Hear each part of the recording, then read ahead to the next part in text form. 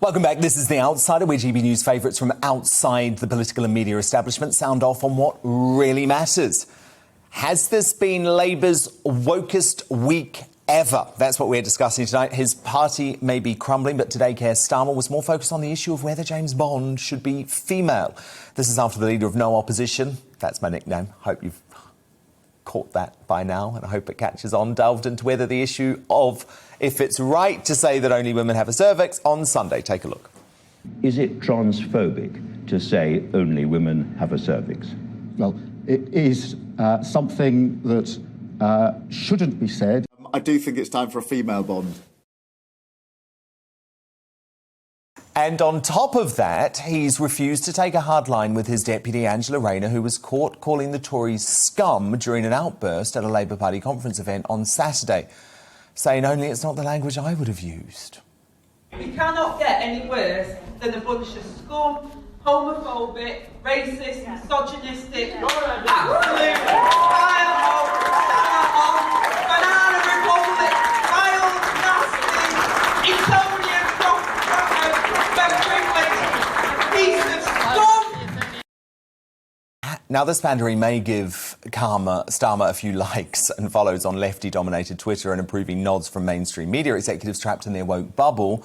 But has his obsession with the culture wars lost him the red wall for good? Someone who thinks so is Emma Webb, Deputy Research Director at the Free Speech Union. And she joins me now. She is my outsider tonight, Emma, because you know I cannot stand the domination of the political and the media establishment in this country, so we need voices like yours.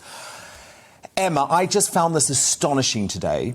Keir Starmer has asked a softball question, who's your favourite James Bond? You know, he could have said Connery, he could have said Moore, he could have said Daniel Craig, you know, any answer. I mean, God, he could have said Brosnan, right? And no one would have cared. Do you know what he said, Emma Webb? He said, oh, I think the next Bond should be a woman. I mean, this bloke, he has no idea how we think, does he? He can't help himself, can he? He always says the wrong thing. There was a YouGov poll on this exact subject, found that 53% of people don't agree with Keir Starmer and don't actually think there should be a female Bond. So on every single subject, he always manages to go against the feeling of the public.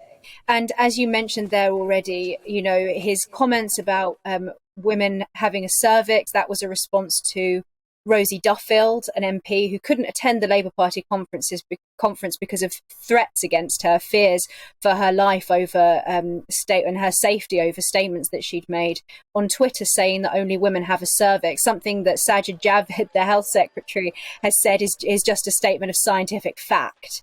And Keir Starmer doesn't even have the guts to be able to say whether he agrees with that or disagrees with it. He's simply taken the classic left-wing Labour condescending attitude of saying that we just shouldn't say those sorts of things.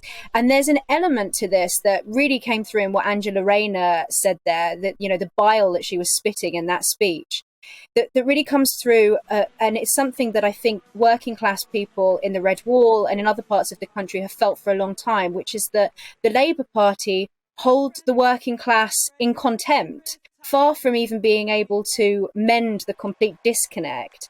They actually seem to almost think that there's a sort of bad smell around anything that is remotely socially conservative, or even just general mainstream opinions. And Keir Starmer takes the line that a mainstream opinion like that expressed by Rosie Duffield is something that is just frankly unspeakable.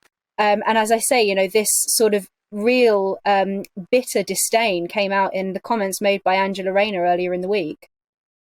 For me, Emma, is that even though I can't imagine anything worse than this party in power, I believe and I think there's a desperate need for a strong opposition. And there's a desperate need for the Tory party under Boris Johnson, which is very much taking the centre ground as almost following a Blair-light path.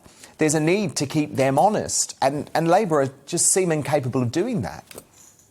This was something that we saw in the Labour conference this week, is that nothing really serious is coming out of the Labour Party at all. And you're absolutely right. The best thing for the Conservative Party would be for them to have a strong opposition. any government needs another party to grapple with. Otherwise, you essentially have a one-party state, and that's good for no one. It's not good for democracy. But Labour just don't seem to be able to step up to the plate. And I think that actually it's not just the Labour Party. This is a crisis on the left in general. We've seen it this week, at universities, the talk of white privilege, which is something the Labour Party has been pandering to for a long time. The University of Kent had this 4-hour module for students that they had to complete with 13 questions suggesting that wearing second-hand clothes was a sign of white privilege, something to that effect.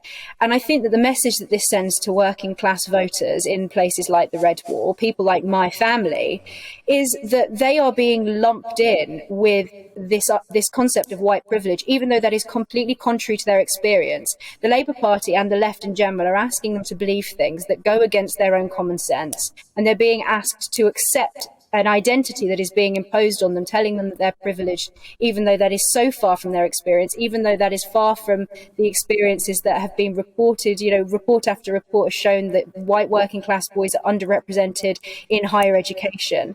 And I think that this is causing the disconnect between the Labour Party and its old traditional base to become a completely unbridgeable gulf at this point. I almost think that the Labour Party have to throw in the towel and just accept that they're the party of the metropolitan elite now. They have no understanding of the working people that they're supposed to stand for.